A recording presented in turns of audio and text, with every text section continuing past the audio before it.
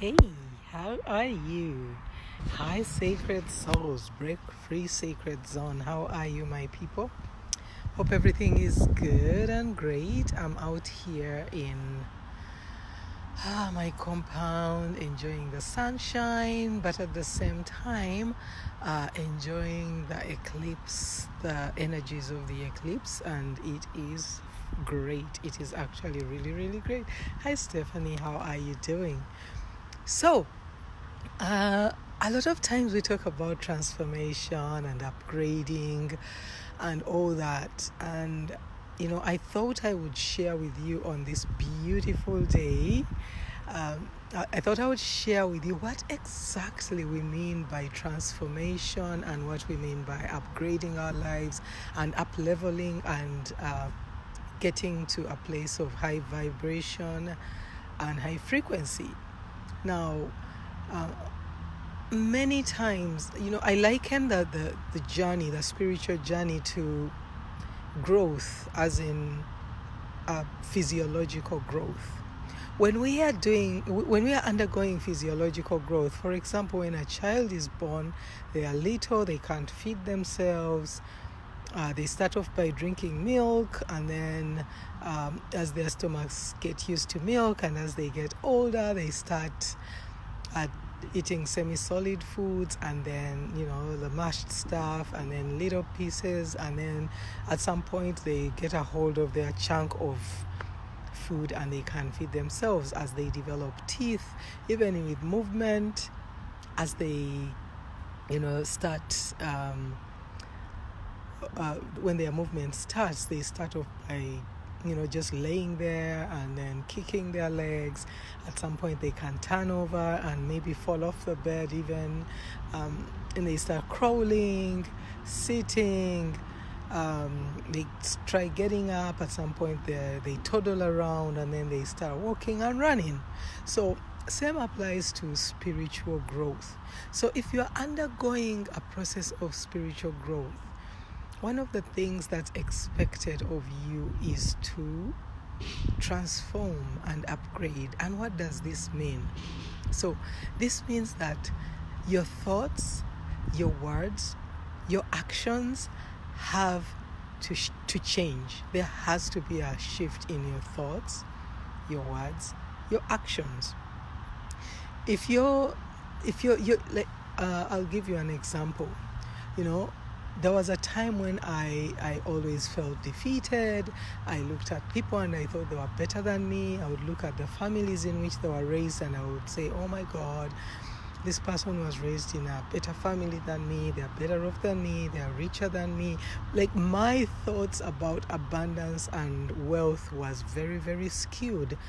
It was limited to money and physical possessions, which could be part of it, but wealth is a lot more. Wealth is also a mindset. So technically, I was displaying a mindset of lack. So sometimes you start off with a mind, your thoughts are in a place of lack. And at some point, as you do work on yourself, as you go through healing work and shed off those feelings of lack, then you start seeing yourself a little bit differently and develop a more abundant mindset. Right now, I'm doing a lot of practice on abundance mindset, and I'm able to see the results of this. I could tell you what I do, but it's a lot of work. I've had to undergo healing, I've had to undergo transformation, and I've had to change the way I think, the way I speak about myself. So, and I tell this to my kids a lot, don't take things for granted. Don't keep saying things like, oh, I'm dying, or things like, oh, I can't. The words that you use about yourself. I can't, I don't, oh my God, I'm like this, I'm sick. Every time you claim something for yourself, you actually claim it for yourself. An example is when you have a condition, some disease in your body, and you claim, let's say you have, I won't say you have, see, I have to catch myself right away, the words that I use. Let's say every time your blood pressure is taken, it is high. So your blood pressure is high. Everybody has a blood pressure, but when it's taken, it's high. So you don't claim my blood pressure. You don't say my this, my illness, my that, because you're owning it. You're owning that illness, and when you own it, you actually put yourself in a place of disadvantage, because you're telling your subconscious that is who you are. You're defining yourself in your subconscious, and your subconscious is believing you, and because it believes you, it goes with what you're saying. Even if you want to get better, some people wonder why their situation does not get better. It is the words that we use. So your thoughts, your words, and your actions, like what actions do you exhibit? What actions are you doing to show that you're transforming? Part of transformation is knowing the power of karma. What you put out into the world comes right back at you, whether it's words, whether it's thoughts, whether it's actions, it comes back at you. You don't do things because you want those things to come back at you, but you do them because they are the right thing to do. For example, showing kindness, showing goodness, being good to people around you, loving people around you regardless of what's going on.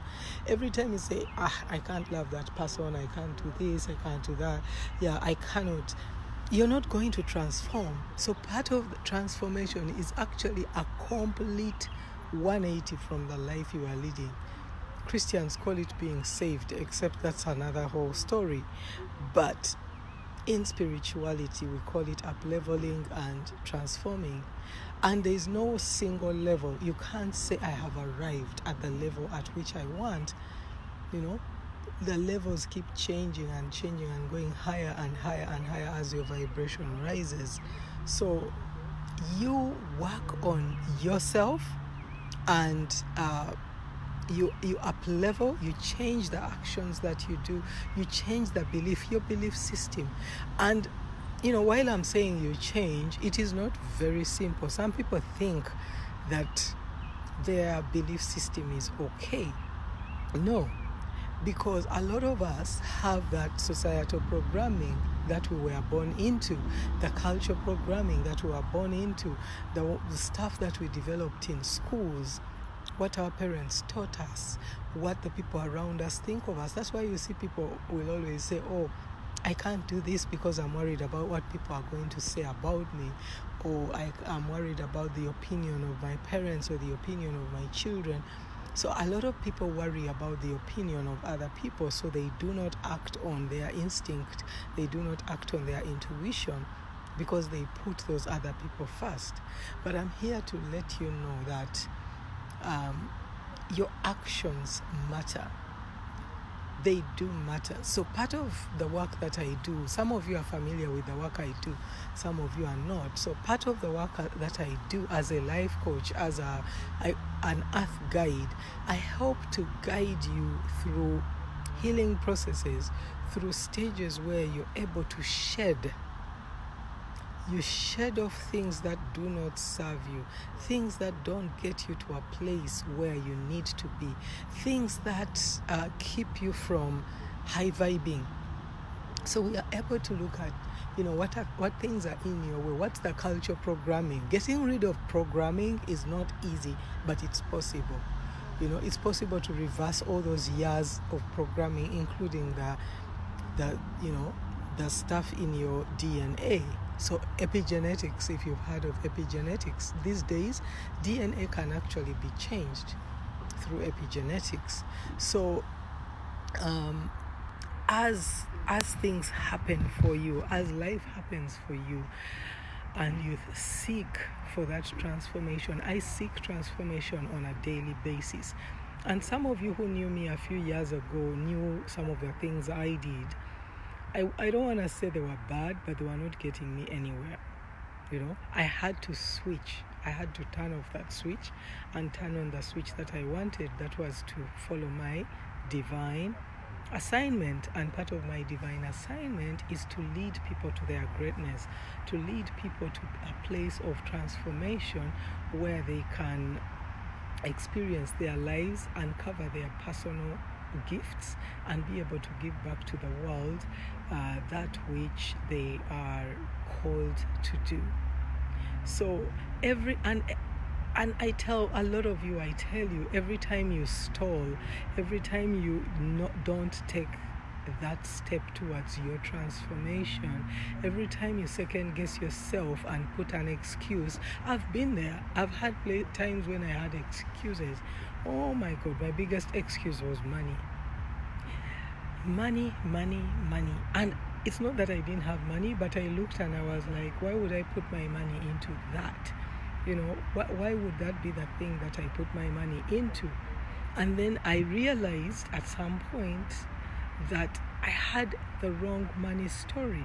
I had inherited the wrong money story, So I had to work on my money story, change the way I looked at money, saw money differently. It's not a material object for me. I started seeing money as energy, Every time I refused to actually spend on something, I got blocked.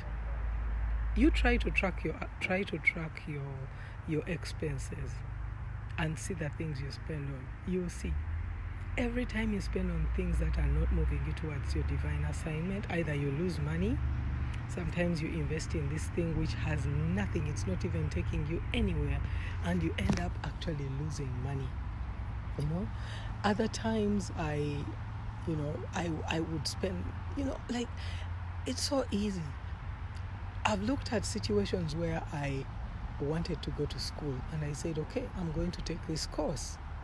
And I take the course and I ask myself, and a lot of us do this actually. We do this where we say, I want to study project management. I'm going to take a project management course. I don't know where the money is going to come from, but I'm taking this course anyway. So you invest in the project management course. You say, okay, I won't worry about the fees. I'm just going to pay the admission. I'll worry about the school fees later. And so you go, you pay for the admission, and then you go through the course, and slowly you find you've done your tuition, you've done your course, it's done, you paid for the tuition, but you can't really trace where that money came from, but that money showed up. And that money showed up simply because you committed. So transformation requires commitment. Until you commit and say, I am going to commit to my healing, I am going to commit to my growth. If you do not commitment means I am going to pay that application, the money for the application for the course. And then you don't know what they are going to teach in project management. You don't know. You just see the word project management, and there are so many jobs and so many courses that you could, so many probably opportunities. I don't know. But not everybody who has done project management actually gets the job. So a lot of people will commit to something. They don't even know what's in the coursework. They honestly don't know. But they look at the name and they commit to it. They commit their application money, and they get in. And then somehow, because they've committed, somehow the tuition shows up and they pay it. Even if rent is coming, even if they see a shoe and they say, I'll put that money towards my tuition. Hey Bonani, how are you? They put that money towards the tuition. That is commitment. Everything requires commitment. I remember times, where some shops here have that. It's called the layaway policy. You see a shoe that you love and you put some money towards it, but by the time you're done paying for it, they've brought other new shoes in the shop, and you still get your shoe and you can still commit to another shoe. So at the end of the day, it's not, for example, an issue of money, it is an issue of commitment. So if you're thinking about transformation and upgrading and up-leveling, You have to be committed. You have to commit. You can't, and there's no way. If you're not committed, nothing's gonna happen. And when you commit, you can't do things the way you can't do life the way you were doing life before. You just cannot. You have to commit to doing life differently. It's a no-brainer. The life will have to be done differently. You have to change the way you think. You have to change the way you do things. You have to change the way you speak. It is a no-brainer. There's no way. You can't go through transformation and still be who you were. That is not a transformation. A butterfly, if you want to be a butterfly, you can't be a pupa. You can't be constricted. You can't stay in that state of constriction when you want to fly. You can't stay attached. A pupa will be attached either to the side of the building or to a tree or to a leaf or something in that one place. If you want to fly, if you want to go places, you cannot stay attached to that one spot. You have to move. There has to be transformation. You have to grow wings. You have to trust that you can fly. When a butterfly first gets out of a cocoon, it doesn't ask, it doesn't second guess. They say when a bird falls off a tree, it trusts that its wings will carry it. So you have to trust that you will be carried. You have to trust that your wings will carry you. So commitment is very, very important in transformation and in up-leveling. There's no ways. I'm telling you, I've been in places whereby I'm like, tomorrow, the other day, but it's until I committed that I was able to see changes in my life.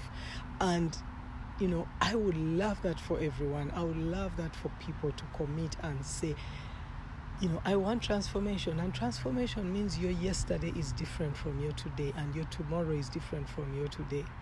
So you're going to have to make sure that you change your life. You are responsible. You gotta fly. You have to flap those wings. The wings are not gonna flap by themselves. You gotta flap them, to be able to get to that place. So those are some of my words. And I always invite people, if you want to experience an accelerated form of transformation, you could go slow, that's okay. A snail or turtle still gets there. If you want to experience, if you want change, if you want to do life the way you've been doing, that's okay. You can continue doing life the way you're doing it. But if you want to see change in your life, there has to be commitment. And I would invite you to commit, to commit. If you need support with accelerating your progress, getting to places faster to where you want to be, I am willing to support you with that journey. I am willing, and I would commit to getting you there. But I can only commit to someone who's committed. I can't commit to someone who's not committed. So I know, lots of you in this group are looking towards transformation, and so that's why I give you this invitation, because I know that it doesn't end. There's no end. That's the thing. But you gotta start. You've got to start. There is no end. Like, we keep going and going and going and up-leveling and up-leveling and up-leveling. I'm pretty happy with where I am today. I'm pretty happy with the progress I've personally made, and I wish that progress for everybody, because there are things in my life that have become so smooth, so easy, that sometimes I look at people's comments on social media and I feel so sad, because I know that people could have it easier. They could have it much easier if they committed to their transformation. So that's my invitation for you. My box is always open. My messenger is always open for people who want to commit to a longer, a long walk or a short walk. Usually, it's hard to take a short walk because there's a lot of stuff to kind of shed. We have to shed. Even when a tree is growing, the original 2 leaves, I have plants here in my garden, I would show you, but the original 2 leaves that first showed are not there anymore. So if you want growth, if you want those other leaves in your life to grow, you've got to be willing to shed some stuff. You have to. There's no way. Even sometimes as gardeners, we are called to prune. So we prune and remove things that are no longer serving that tree to allow it to grow. We have to. It's inevitable. So you want your life to change, you have to change the way you do life. You can't lead your life the same way and expect magic. The only magic that happens is the magic that you bring to your life. In your life, you're the magician. Don't expect anyone to do the magic for you. You are the magician. So you get to do the magic. So commit to your magic. Commit to your transformation. Commit to changing yourself. Commit to upgrading.